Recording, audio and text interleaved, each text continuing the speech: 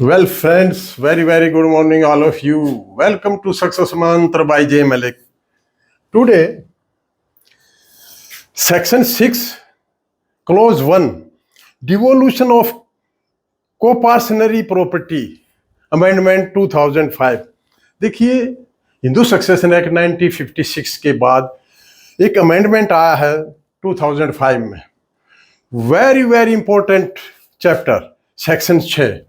अगर Hindu section act में 30 section है और अगर सेक्शन 6 का क्लोज 1 to 5 अगर नहीं जाना तो बहुत कुछ अधूरा रह जाता है. तो आइए ये क्या है इसके बारे में चर्चा करते हैं. तो देखिए, Hindu succession act govern by Mitakshara के लॉ और ज्वाइंट फैमिली.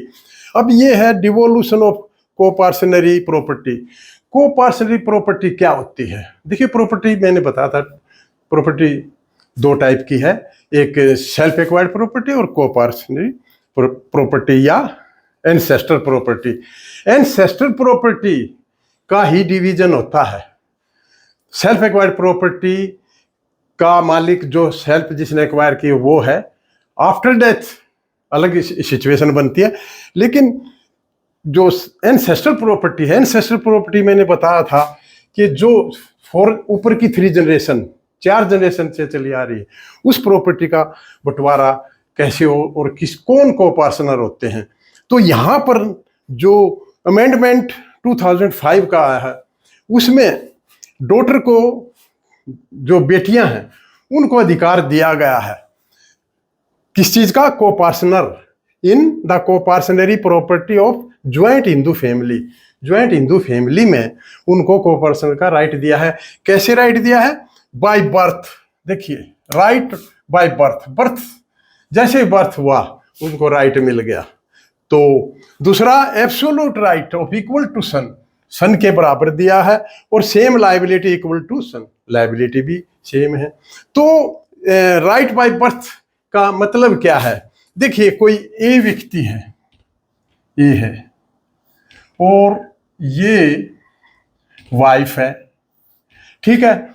तो इसका एक सन 1 है, सन 2 है और एक डॉटर है. तो ये इसकी, देखिए, इसकी डेथ होती है 2007 में, और ये जो डॉटर है इसका बर्थ इन 2002, ये लगा लीजिए. तो इस केस में क्या होगा?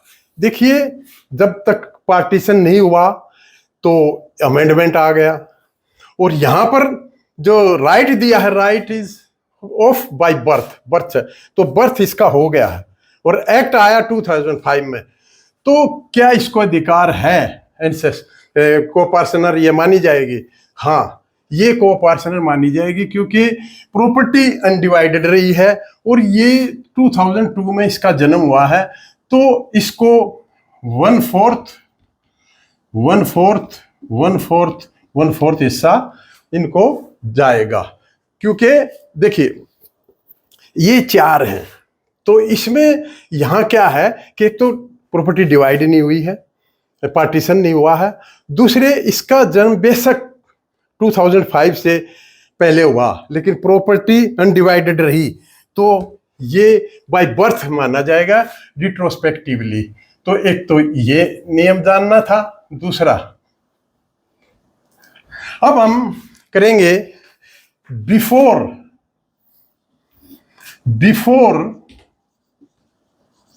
2005. इससे पहले क्या सिचुएशन थी? इससे पहले एक कंसेप्ट था नोशनल पार्टीशन. नोशनल पार्टीशन क्या होता है? ये एक्चुअल पार्टीशन नहीं है, लेकिन इसको नोशनल पार्टीशन इसलिए बोलते हैं कि हम नोशनल के आधार पर पार्टीशन करेंगे.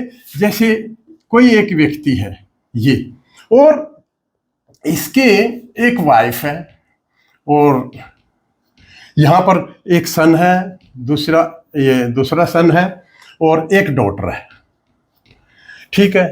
तो हम यहाँ ये मानेंगे कि ये जो है ये जिंदा है, क्योंकि हमें इसका शेयर निकालना है। जब तक सेपरेट शेयर नहीं निकलेगा तब तक इसका कैसे पता लगेगा कि कितना शेयर है, कैसे बटे। तो यहाँ पर अब इसको नोशनल पार्टीशन बोलते हैं। तो ये बिफोर 2005 के पहले की बात है। तो यहाँ पर इसको पहले इसको बांटेंगे।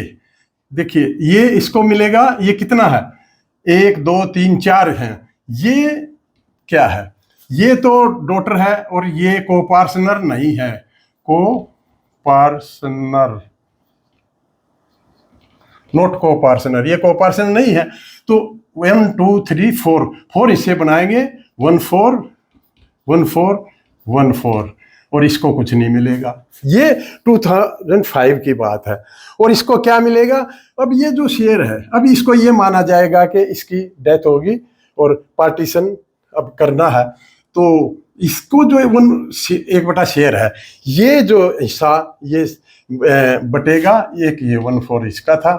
तो 1 2 3 4 में ये बटेगा। तो अब ये हो गया।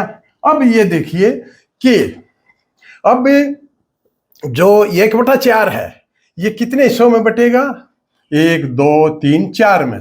तो 4 चौक 16, तो 1/4 + 1 16। इसी तरह इसमें 116 हो जाएगा और इसको 116 ही मिलेगा। ये इसको जो था सिर्फ मेंटेनेंस के लिए है, लाइफ में यूज के लिए है, इसको वो सेल नहीं कर सकती थी। ये है बिफोर 2005 की सिचुएशन। अब देखिए आफ्टर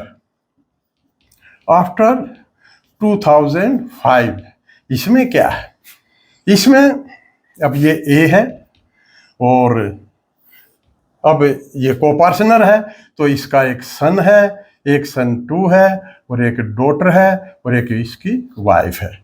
तो ये है। और इसकी देखिए इसकी डेथ हो जाती है। तो पार्टीशन कैसे करेंगे, तो कितने हैं, 1 2 3 4 5। तो इसको 1/5, इसको 1/5 और इसको 1/5, 1/5 1/5 इसको मिल जाएगा।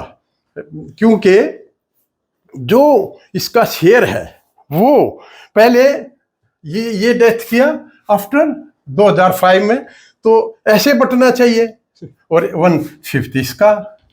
तो ये 5 हिस्से किए और डॉटर को 1/5 यहाँ मिल गया। अब ये जो इसका हिस्सा है, इसका हिस्सा 1/5 ये है ना, 1 2 3 4 5, इसके हिस्से को भी हम 4 में डिवाइड करेंगे। तो 1.5 + 120, इसी तरह 120 इसमें जोड़ेंगे, इसमें 120 जोड़ेंगे और प्लस 120 इसमें जोड़ देंगे।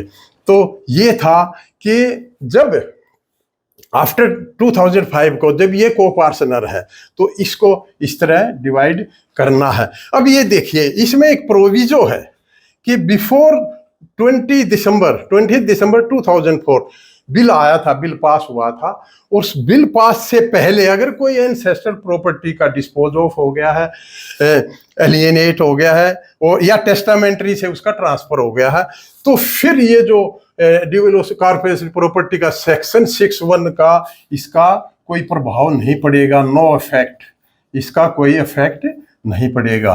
तो ये था कि जब भी कोई बिल देखिए बिल पास हुआ था 20 दिसंबर 2004 को, तो अगर इससे पहले डिस्पोज ऑफ कर दी है, किसी तरह टेस्टामेंट्री से एलिनेट हो गई है, तो ये जो प्रोवाइजो था ये है। अगर ये नहीं की है तो फिर ये सिस्टम चलेगा। बिफोर 2005 के साथ क्या होगा और आफ्टर 2005 जब वो कोपार्टनर बन जाती है तो इसका जो शेयर है, इसके शेयर पहले इसके शेयर को बांटेंगे। तो 1 2 3 4 5 हिस्से हो गए। अब ये जो 1/5 है इसको इन 4 में बांट देंगे। तो 4 में बांटेंगे तो 120 और ऐड हो जाएगा। तो have a nice day, thank you.